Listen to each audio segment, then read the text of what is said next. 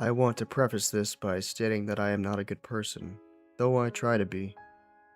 I've had a troubling past, got mixed in with the wrong internet crowd, and a lot of toxic ideologies. I began stalking when I was 16, after my first girlfriend left me for another guy, and I, in my pain, found myself reading about similar experiences in forums I shouldn't have been in, and got the idea of getting back at her from said internet spaces. As I grew up, I began agreeing more and more with some ideas about women that made me a pathetic and insecure man. I became severely attached to my partners and wanted to have total control, always fearful they might be cheating on me or doing something else to try to hurt me. It didn't help that I was always rushing into relationships, always trying to avoid that sense of utter loneliness that came with being single, that came with partners who hurt me, partners I hurt, and some mutually assured destruction. My insecurity and distrust made me a somewhat skillful stalker, and I secretly spied on my partners however I could. I will not share the methods I used here, for that might invite others to try the same thing, which is not my objective.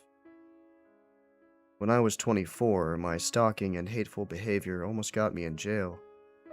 I got a restraining order, was required to attend anger management classes and therapy. It was the first time I had to face consequences for my abhorrent actions. And while I'll be the first one to admit that these consequences weren't as severe as some people might want for people like me, they ended up actually helping in setting me straight. My therapist was an older woman I'll call Miss Price. She helped me a lot in dealing with my issues, all the deep-seated hatred and insecurities I had. If it wasn't for her, I wouldn't be who I am today, 6 years later. She learned every bad thing I went through, every horrible thing I did, and showed me kindness and understanding I never thought I deserved. Over time, she became sort of a motherly figure for me, and although at 26 I had made so much progress that my visits became more sporadic, I still kept in contact with her via email and social media.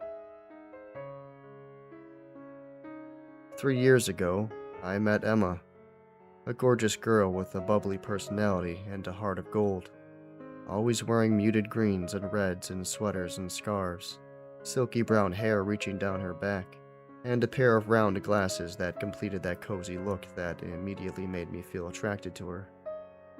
Feeling like I could do better now that I had overcome a lot of my issues, I struck up a conversation with her. Since our first interaction, I felt static in the air. She was such a fun person to talk to. Everything she said got my immediate interest. Despite my sudden approach, she was nonetheless friendly, and after an impromptu first date, we found ourselves following each other on social media and exchanging phone numbers.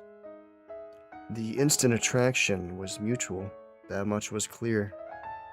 We made plans to go out again the very next week, and over time our dates became more frequent as we became more involved in each other's life.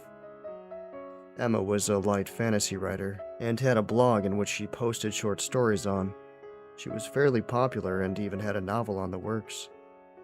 When I first got to read her works, I was immediately transported into the world she portrayed with pen and paper. Truly, my new friend had clear talent, and that aspect made me fall for her even more. Still, I made sure to take it slow. I wanted the both of us to get to know each other better before asking her to be my girlfriend. After 5 months, however, Emma was the one that confessed her love for me. I was so happy to hear that from her, but I knew I couldn't start a relationship with her without telling her about my past. So I did. I told her everything. The things I'd done, the things that were done to me. I tried to be as raw as possible, not to excuse my actions in any way, and to show I was trying to be a better man. And sweet Emma decided to give me a chance. She was truly an angel, and I promised to myself that I'd be the best boyfriend I could for her. Our relationship developed a lot quicker after that, and while I often found myself thinking of checking her phone for anything suspicious, while she left it unattended, or trying to look through the list of people she followed in her accounts. I always stopped myself before I could act on it. I tried my best to trust her, and I was always honest about having those thoughts with her. Sometimes she'd show me the people she was talking to all on her own, trying to ease my worries when I was struggling the most. Emma cared deeply about me and wanted me to get better. Her openness was so refreshing, and it was something I had never experienced before. Her support meant the most to me, and over time I found myself able to feel at ease while being with her.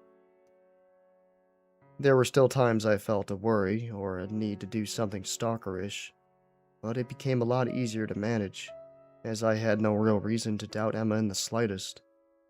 In my happiest moments, I considered both Emma and Miss Price to be my saviors. Everything changed about a year and a half into our relationship. Emma was an only child, and still very involved in her parents' lives, despite living on her own, and being only a year younger than me. I couldn't say the same about me. My parents hated me for becoming such an awful person, and they were unwilling to give me a second chance. I understood where they were coming from, but that didn't make it hurt any less. It was winter time, and Emma's parents invited us to a trip in the mountains. By that point, we had been acquainted for a while, and thanks to their kindness, no doubt where Emma got that from, I felt like I had a family again. Tragically, I was unable to go, as my work kept me especially busy on the days leading to Christmas Day. Sometimes I wish I had gone. Maybe things would have gone differently then. The day before New Year's Eve, a man called me on the phone, claiming to be a man named Hank, one of Emma's uncles. He said I was listed as Emma's emergency contact and told me the bad news. Emma and her parents had gotten into an accident. Apparently, a bear managed to get into their cabin, and things got ugly. The bear killed both her parents, and while Emma herself ended mostly unharmed, save for a few minor injuries, the experience severely traumatized her. Damn unfortunate to come across a bear in the winter time, he said solemnly. I couldn't put it any better. And that very same day, I found myself rushing to the hospital Emma was in. The woman that laid on that hospital bed was almost unrecognizable. She had white bandages wrapped around her left arm and upper thigh. Some splotches of dried blood clearly shown in various spots. Truly, the injuries didn't seem that bad, but her expression, it was an expression I had never seen in her face. Neither anger nor sorrow, rather complete emptiness. A nurse told me that she was still in emotional shock, and that it might take weeks or even months for her to recover. As I tried talking to her, she replied to me in a dry, monotone tone. Her eyes looked dead, as if there was nothing left of the woman I loved. Later, I found she had incurred memory loss. Weeks passed, and I had her move in with me so I could take care of her. It was an uncomfortable time, but I genuinely wanted to take care of her and help her recover. She became clumsy, and she had forgotten even the most basic of things. I had to teach her things like how to eat properly and how to cook. She was relearning many things, including some she taught me herself in the past, and most of her friends and family were severely worried for her well-being. I sought the aid of specialists in the medical field, and was told it was most likely due to high stress or perhaps some head injury we didn't know about. After getting some studies done, we were told they could find no such injury. At least, her ability to relearn these skills wasn't impeded in the slightest, and it seemed as if her mind was as sharp as ever. It was a tough time, and with memory loss, I was also forced to manage her social media and keep note of her passwords while she readjusted. This gave me a lot of unwanted power over all of her messages and information, but I felt proud for being able to fight those urges with relative ease. 6 months later, things came back to a somewhat normal state. Emma learned things quickly, and seemed to become more efficient at doing everything than before. That also came with a shift in personality, however. Her bubbly and kind demeanor changed to a more serious and uncaring attitude. It was as if she had become a completely different person, as if my Emma wasn't there anymore. At first, she wouldn't even hug me, and I didn't want to try any kind of intimacy knowing she didn't remember her feelings for me. We didn't even sleep together. I just let her sleep in my bed while I slept on the couch. As she began getting better and questioned what our relationship was, I told her that she could decide that once she processed her feelings for me. As much as it hurt, I didn't want her to feel forced to be with me if she didn't feel love anymore. Soon after, she started demonstrating affection in weird ways. She would bite me, over time with greater intensity, and lick my arms or neck, all the while still unwilling to hug me often, or even kiss. After that, I would wake up in the middle of the night and find her standing next to me, staring. Often I'd shriek in horror at the sudden sight of a dark figure in front of me, but as it became a common occurrence, I got used to it. Every time I asked her what was going on, she told me she couldn't sleep that night, and that watching me sleep helped her sleep as well. I began growing increasingly worried, but as she never once hurt me while I slept, I tried to bear with it as best I could. To make things simple, I had her use one of my emails so she could learn how to use my computer at the start, since her laptop got destroyed in the attack. After she had readjusted, it became a habit for her to keep using that email while using my PC, even though her phone had her normal email in it. She didn't seem to find any reason to switch emails or even manage multiple accounts anymore. She was comfortable simply using what was on each device by default. A few months ago, while using my computer alone, I decided to check my browser history to look for a website I was visiting the day prior and had forgotten the name of. Naturally, the searches there were a mix of mine and hers, so I didn't bat an eye when I saw random video searches that I didn't look for, or the odd site here and there. That was until a specific search caught my eye. Jobs that work with fresh corpses. This was quite off-putting, but I tried to rationalize that maybe she was writing again and needed some inspiration. After all, her memory loss also came with changes to her interests, and while she no longer was into writing, she developed a taste for horror that could be leading into, perhaps, writing stories of a different genre. The odd search got me curious, and I began to look further down the search history. I could find a lot of true crime, urban legends, and close encounters with monsters. I also noticed that every few weeks she would look for reports on the incident that took her parents' life, often looking at the original publications and the few updates made throughout the initial months. Although she didn't seem to remember it, she appeared to have gained some sort of morbid curiosity for the subject. As I scrolled back closer to Christmas, closer to the time I began teaching her how to use my computer, I found more crude search results, such as human rituals, how to show emotions, how to live with others, common roadkill sites, looked for specifically with the name of our town in the search, and is it socially acceptable to eat another human? I had a deeply unsettling feeling, but I couldn't come to any conclusion yet. From then on, I began observing Emma more closely, and at the time, she began getting more involved in doing housework. While she would refuse to cook, she'd always watch me prepare meals for the both of us. On one occasion, I cut my finger while chopping some vegetables, and before I could react, Emma had it in her mouth sucking the blood out. She said she just wanted to help, but I decided to be more careful after that odd display.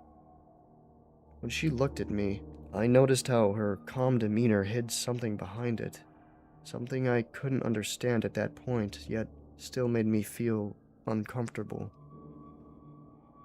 I decided to set up a hidden camera with night vision in my living room, pointed at the couch where I slept.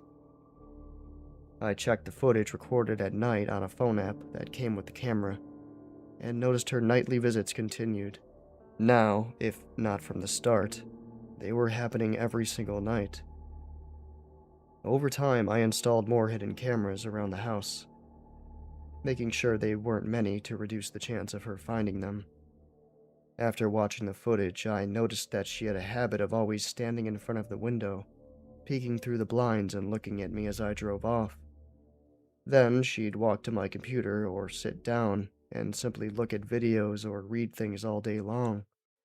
That blank, unchanging expression she used to have coming back, and only leaving once I was back or when she had to leave the house. Originally, she didn't leave the house much, but as she became more comfortable being alone, she gradually made a habit of getting groceries on her own while I was at work, messaging me to ask if I wanted anything. Knowing what I knew, this started to look suspicious as well, so one day I decided to follow her to clear my doubts. That day I took the day off and lied to her, telling her I was headed to work. The day before, I placed a tracker in her car I bought a few days earlier, and that morning I sneaked out a change of clothes and a pair of binoculars in my suitcase, then drove my own car to the parking lot near a car rental place to rent one for the day. After that, I switched clothes, checked the tracker on the app, and began following her around. I felt guilty about returning to my old ways and disappointing Mrs. Price, but I told myself this time it wasn't out of jealousy or insecurity, rather it was due to fear for my safety. She did what any normal person would do, visit the mall and a few smaller stores. The thing that scared me the most was what I found she did after. I followed Emma back home, making sure to keep my distance, and parked the car a few streets away, far enough to be unnoticed and close enough to use my binoculars. After she parked and carried the groceries inside, I looked at my phone and assessed the camera's app to look at her in real time. She took everything out of the bags and put everything in its respective place, but left a block of raw meat. I think it was beef, out on the counter. Next, she got a mop and a bucket, took off all of her clothes, threw them on a nearby couch, grabbed a chunk of meat and began eating it. My jaw hit the bottom of the car as I looked at my now ex-girlfriend eating raw meat with nothing on, the fresh blood dripping down her mouth and into her chest and abdomen in a way that reminded me of some sort of satanic ritual or the like.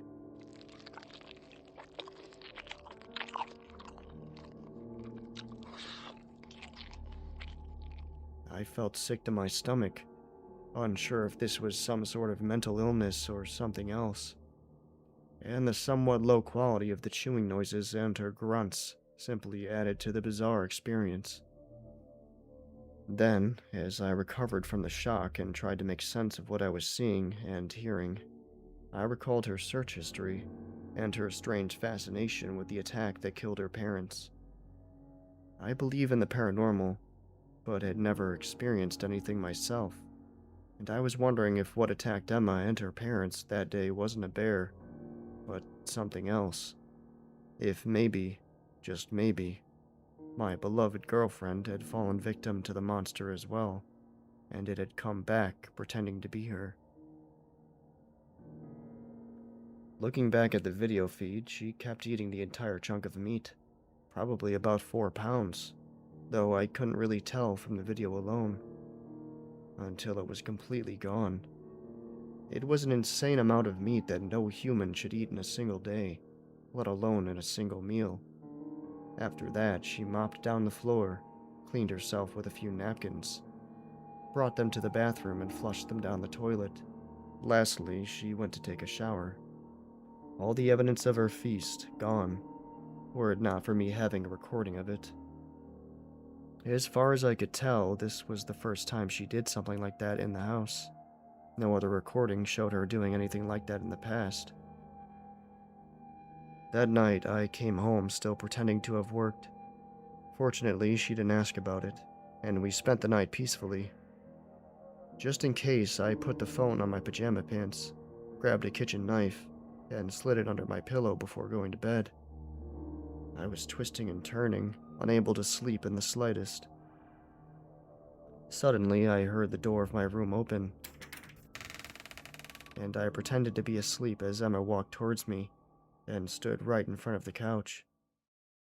I half opened my eyes and saw the woman I used to love, her face perfectly illuminated by the moonlight, mine obscured by my penumbra.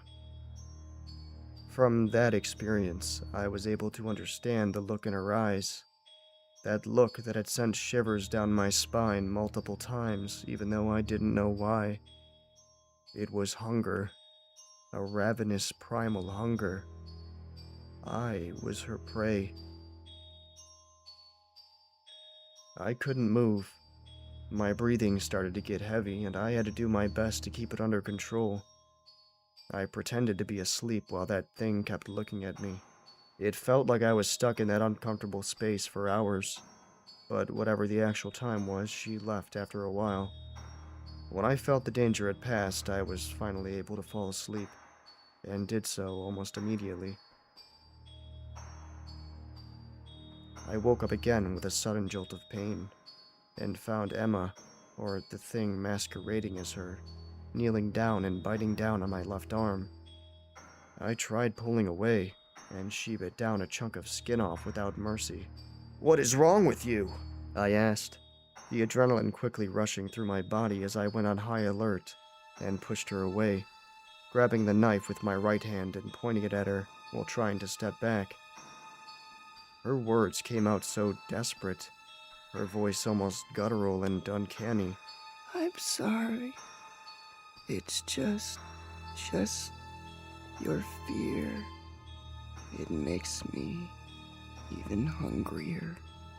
I leaped back onto the couch and put my free hand in the back seat to try to flip around, but the weight I put on all of a sudden made the couch fall backwards, and I stumbled sideways onto the floor behind, falling on my left side while the knife flew out of my hand and landed nearby, in between me and the front door.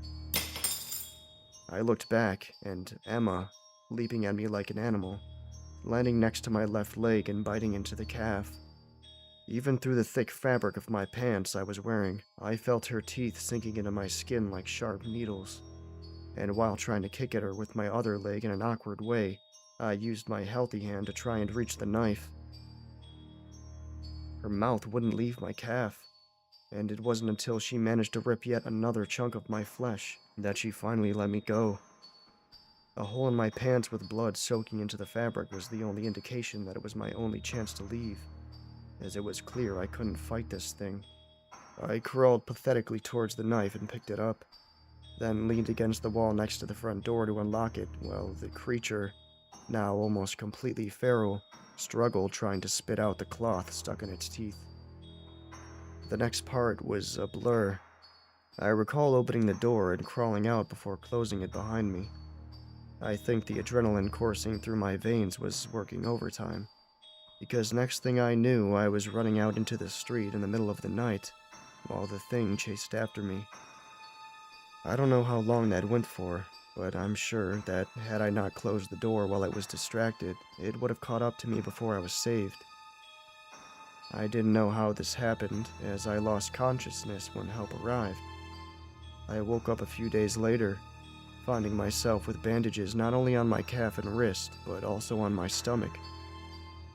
I was told by one of the doctors that the damage I had incurred required surgery, and that there were 2 officers waiting for me to wake up to take my statement. I told them what happened, and fortunately, my phone survived the ordeal with just a few cracks on the screen. I showed them some of what I had gathered, leaving out any of my paranormal theories, and told them she began acting crazier and crazier since the accident with her parents. After explaining everything, I found out what happened after I fell unconscious. A truck with some college guys coming back from a party stumbled across Emma in the middle of the road, digging her teeth into the side of my gut while I was unconscious. They said that the car's headlights startled her, and at the moment they noticed what she was doing, they figured she was some sort of junkie and tried to scare her away. Fortunately, they had weapons on them, so after a few warning shots, the thing scurried away into the nearby woods. The guys called the police and an ambulance for me, and that's how I ended up in the hospital. That was 2 months ago. Since then, government officials came to my home and confiscated my cameras and electronics. I didn't fight them on it, though I was upset I wouldn't be allowed to have any video evidence of what happened.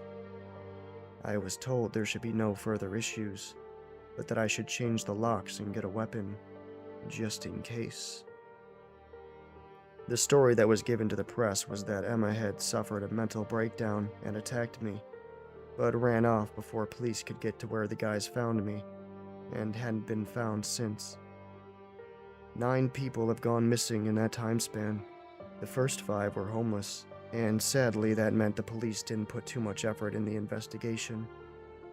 2 weeks ago, a cargo worker, a nurse, and a teacher went missing as well. This caused a larger stir in the public, and I hoped it was just a coincidence. But something told me that it might be involved. Yesterday, I found that there was a new victim in the news. It was Mrs. Price, whom I returned to for therapy after I recovered enough from surgery. Now I find myself alone again, scared of something that might come and try to finish the job. I wonder if this is a punishment for all the wrongs I did in the past. If I got a taste of the perfect life just to be taken away by a force of nature, or perhaps something more malevolent. If someone you love gets in a terrible accident where they're the only survivors, and they seem to become a different person after that, be careful. They might not be your loved one anymore.